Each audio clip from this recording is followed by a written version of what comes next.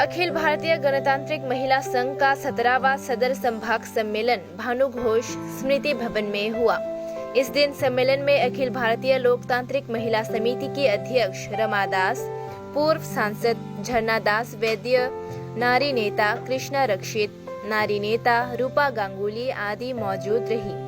केंद्रीय समिति के अध्यक्ष रमा दास ने इस दिन के सम्मेलन में भाषण दिया और केंद्र सरकार और राज्य सरकार के खिलाफ शिकायत की।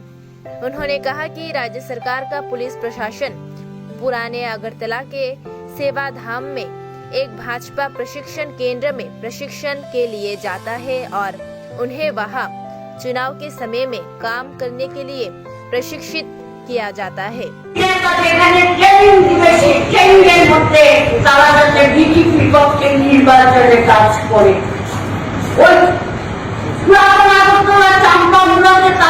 সেবা ধাম আছে, সেখানে বিজেপি ট্রেনিং হয়।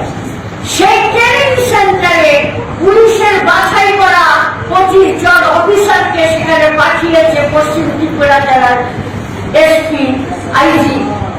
এরা বিজেপির পক্ষে নির্বাচনে কাজ করার জন্য ট্রেনিং নিয়ে আসবে। কোথায় গিয়ে আমরা দাঁড়িয়েছি কমরেড? আমার শেষ আবেদন যেটা আপনাদের কাছে, বিভ্রান্তির অনেক পথ খোলা আছে।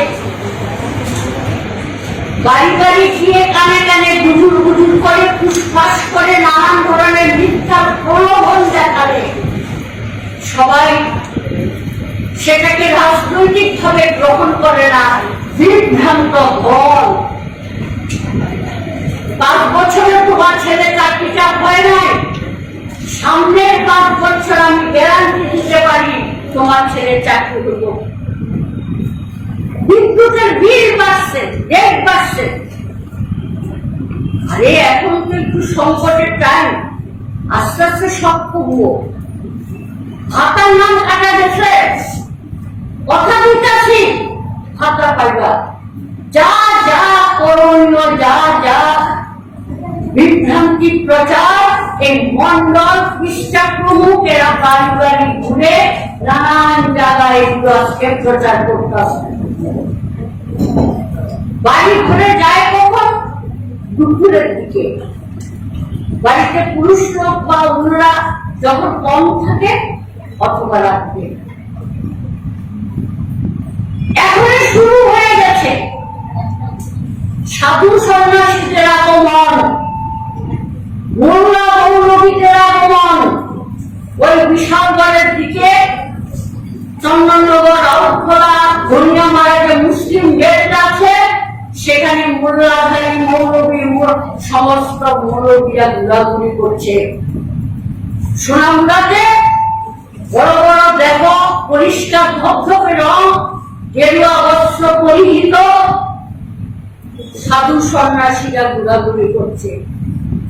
ইতিমধ্যেই নির্বাচনের জন্য তাদের অর্থ, গাড়ি, যা যা প্রয়োজনীয় সব আসছে। আমরা সম্মেলনে নির্বাচনটা আমাদের ইস্যু না, কিন্তু রাজনৈতিক প্রেক্ষাপট বিশ্লেষণে আমাদের সামনে এই মুহূর্তে আসল জরুরি রাজনৈতিক কর্মসূচি হচ্ছে সামনে 23-এ নির্বাচন। আর মাত্র 5 মাস বাকি। এখন যদি অগাস্টের সেপ্টেম্বর, অক্টোবর, নভেম্বর, ডিসেম্বর, জানুয়ারি, ফেব্রুয়ারিতে ভোট হবে। সুতরাং করে ঘুরে দাঁড়ান।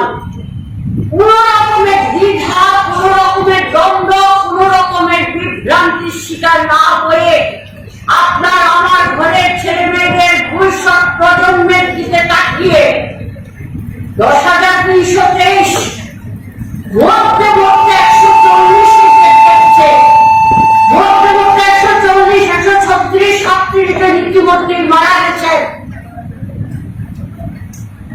যে পোস্টগুলি বামফ্রন্ট করেছিল সেই পোস্টগুলোকে তারা বাতিল ঘোষণা করেছে। বামফ্রন্ট সরকার থাকতে বিভিন্ন ডিপার্টমেন্টে খুঁজে খুঁজে প্রায় 27,000, 23,000 এবং একটা ব্যাটালিয়ান, টিএসআর একটা ব্যাটালিয়ান, সব মিলিয়ে প্রায় 25 থেকে 27,000 লোকের কর্মসংস্থানের ব্যবস্থা করেছিল বর্তমান সরকার, সব বাতিল করে দিয়েছে মামলা করে। আমাদের ভবিষ্যৎ অন্ধকার করবে, তার জন্য সংগঠনটাকে মজবুত করতে হবে। সংগঠন মজবুত না থাকলে এই নির্বাচন লড়াই করা যাবে না। যারা ঘরে ছিলেন, আমাদের কোনো অভিযোগ নেই আপনাদের বিরুদ্ধে, আমাদের কোনো রাগ নেই। আপনারা আসতে পারেননি, ভয় পেয়েছেন, সংকোচ বোধ করেছেন, অথবা বিজেপির দুর্বৃত্ত বাহিনীর চোখ রাঙানির কাছে মাথা নত করেছেন, তাতে আমাদের কোনো রাগ নেই, কোনো অভিযোগ নেই। কিন্তু এখনকার সময় এই রাজনৈতিক সংগ্রামের একটা কঠিন পরিস্থিতির মধ্যে আমি প্রতিটা প্রতিনিধিকে অনুরোধ করব, ঘর থেকে বেরোন, নিজের পরিবারকে রক্ষা করার জন্য, নিজের ছেলে মেয়েদের ভবিষ্যৎ রক্ষা করার জন্য। এই রাজ্যের স্বাস্থ্য, শিক্ষা, কর্মসংস্থান, কাজ, খাদ্য, আইন শৃঙ্খলা, নারীদের ইজ্জত সম্মান এগুলো রক্ষার জন্য প্রতিটা মা বোনকে বাড়ি থেকে বেরোতে হবে। পাড়ার সাধারণ নারীদেরকে সংগঠিত করে আজকে আমাদের উঠে দাঁড়াতে হবে।